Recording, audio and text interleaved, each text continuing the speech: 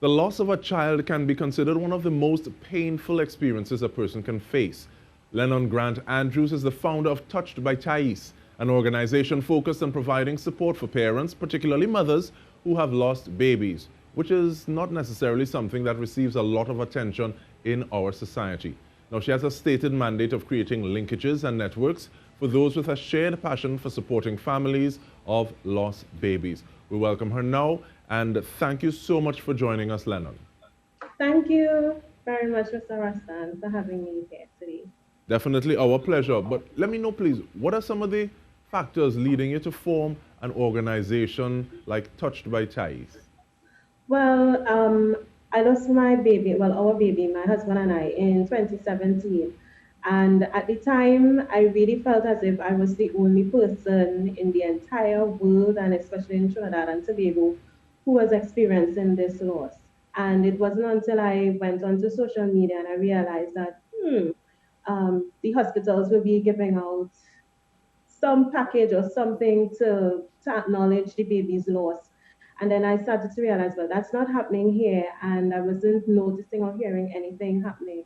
And because of just how shattering the experience was, I felt like, no, I can't allow anybody else, if it is I am able to go through that without at least indicating to them that, there's someone else who has an idea of just how lost they may be feeling, and to just let them know they're not alone, but there's someone else who might be able to help, and for them to reach out for support.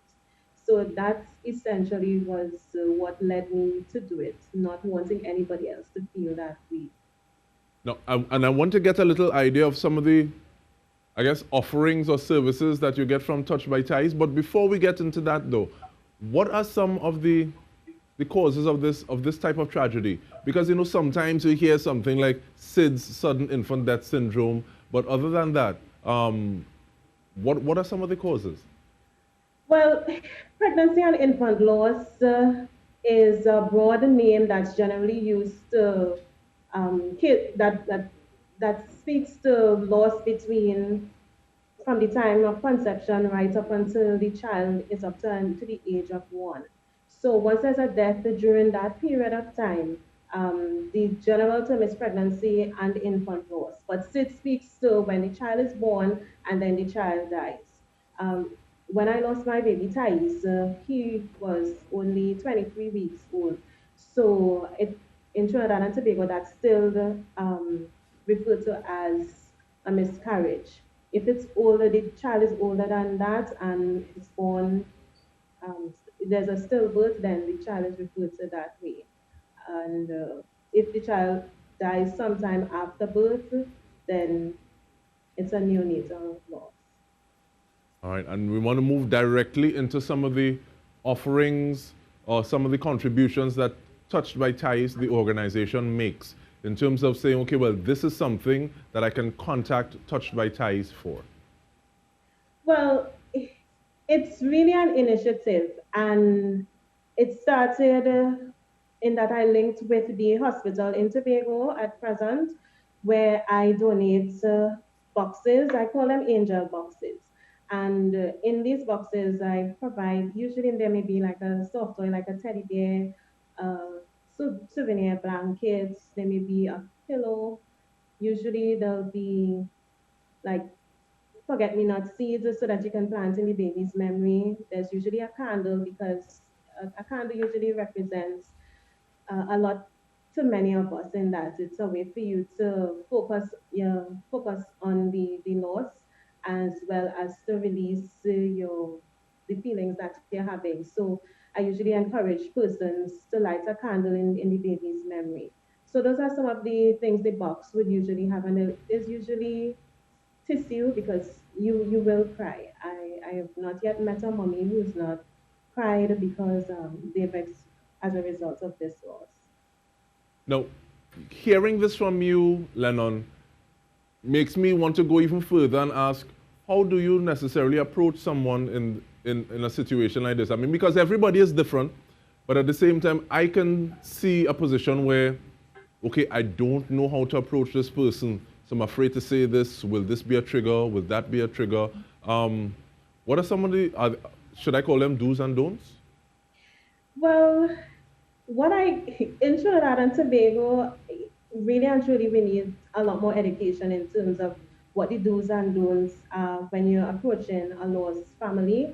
And I could say for sure one of the do's or some of the things you should do is to acknowledge the loss. Ask if the baby has a name and refer to the baby. As a matter of fact, do not avoid the issue because that person is experiencing it all the time. From the moment they wake up, even if it's not from the moment they wake up, but they will be living with the memory of that loss every single day. So by not acknowledging it and not encouraging conversations around it is actually causing more hurt. For me personally, I talk about my baby, I call his name, and because have grown to the understanding that he is part of me, he's part of my family, even though he's not here, but because he existed, right? He lived in me, and so there's no way that I'm going to, or any mother, as a matter of fact, would be able to avoid that. So I think it's more hurtful by distancing yourself from the person and not acknowledging that they in fact had a loss. As a matter of fact, too, I know our in trying to make our tongue is a little loose sometimes. So then we may say things like, "You're young, you go back, you can try again," and things like that. That is not helpful as a matter of fact. It actually can cause more hurt than anything else. I would also say too that avoiding the person could be hurtful because they need your support. Find out from them what it is you want, how can I help you? Um, and so that would essentially be some of the ways that you can start to be of assistance and support. And Take food for them even. And thank you for that, Lennon, because what I appreciate the fact that you say you still call Chais names. You still think that you still consider him a part of the family, even though he's not there with you. Because, like I was telling some individuals, that I have a sister who were she here, she would have turned 33 yesterday. But that is not the case, so that is not the case. But that brings me to the point of triggers, though. Because looking at your Instagram page, and I'll ask you to share that with us as well in terms of the contact information, you made the point on your Instagram page that Christmas may not be Christmassy for everyone because of the fact that this is a burden that, or this is a load or a challenge that people are walking with in their journey at this point in time. What are some of those other possible triggers? Because you mentioned some of them in terms of people withdrawing or people having a loose tongue and saying, "I'm your bounce back girl." Well, what are some of those other things that you say, okay, possibly we might want to think twice about doing it if we do it at all? I would, so for instance, Christmas, at the time of Christmas, I know for me generally, I've had other losses, as in my grandmother passed and even a cousin of mine. And so Christmas is a very tough time because that's when families tend to draw even closer. So the idea is about normalizing baby loss. It is a loss like any other. And so when persons say things like, well, you still over you ain't get over that yet. Um, if you ask someone about, because you just mentioned about your sister, you would still remember your sister. So this baby, regardless of how long that baby lived, that baby meant something to the person carrying the baby. And so it's a little difficult for Christmas when a time like that comes around. Additionally, when you speak about triggers, I could say for sure a trigger might be announcements, and that tends to happen around Christmas time as well. So when you see all the pregnancy announcements or you're inviting persons to the baby shower, if it is the person doesn't attend, just accept that it would be a difficult time for them. I know for a fact when it's just after my loss, I think you noticed everybody was pregnant at around the time, and it just made you all up in your feelings all over again. So even seeing little children and babies, that of itself it could really cause a meltdown for some persons. All right, so we want to thank you so much, Lennon Grant-Andrews, is speaking with about baby loss. We will continue this conversation on the other side. Stay with us.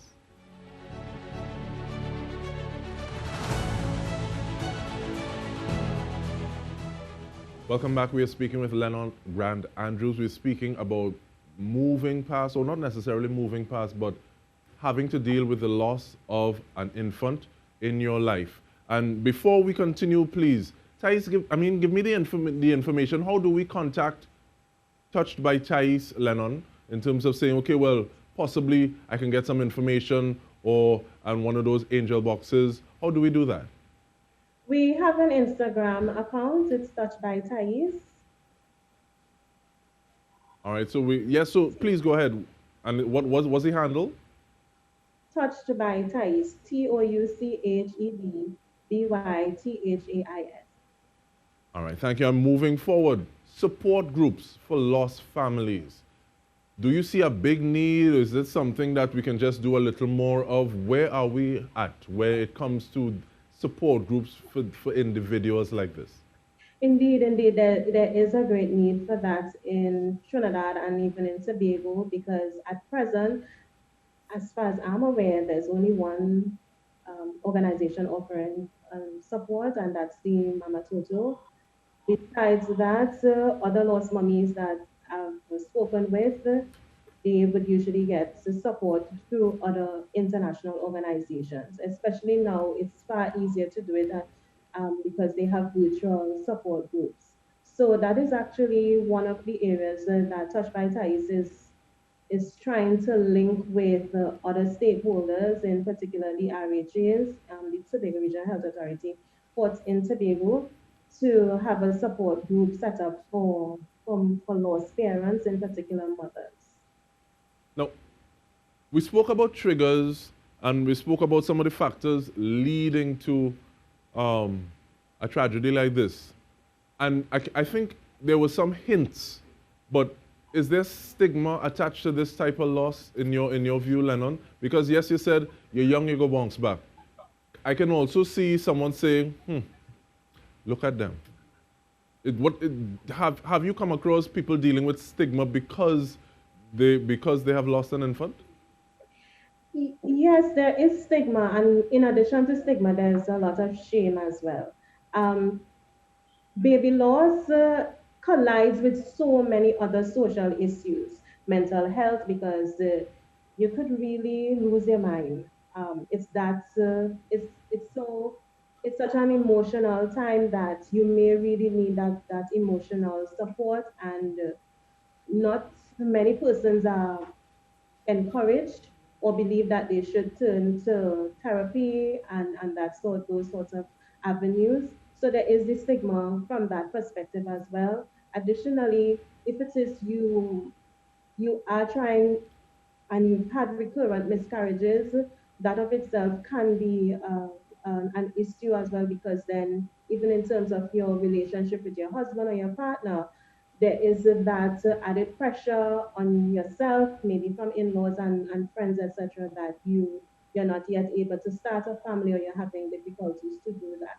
So infertility is another issue that collides with baby loss as well. And just generally the idea that a baby died and you have to keep quiet and not say anything about it.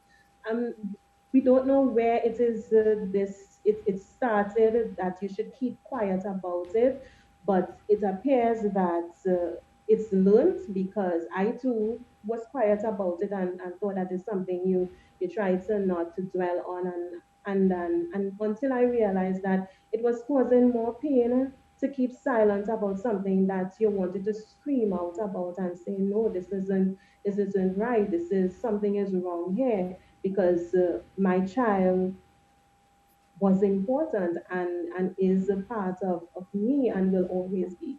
So you would want to have the opportunity to speak on the issue and to ensure that everyone knows that this is something that is far more damaging if it is we keep it covered. And I like the fact that you speaking about the issue to combat that silence, that lack of knowledge. So in terms of the need for education, for sensitization to the general public, in the way that it approaches families experiencing baby loss. What are some of those markers that you say, okay, well, we need this, we need that? Or how would you go about it if you had the ear of some policymaker to deal with it? Well, I think there may be need for change in legislation, but I think that might be a conversation for another time. Added to that, I do believe that there needs to be more collaboration with our health sector in that I am quite aware that the health sector cannot do it alone, and so it really needs a lot more civil society involvement in terms of supporting in this area. I think even from the schools, there should be that understanding and written into the curriculum that a family can be a family even though there may not be children, that there visibly that there are children there. For instance, Mother's Day is a really touchy topic because who is a mother? And there are persons who, they would have lost their baby at 9 weeks, 18 weeks, and they have to fight for the recognition that, I am a mother because I mothered a child for some period of time. So I think that would definitely be one of the areas that we would need to focus on.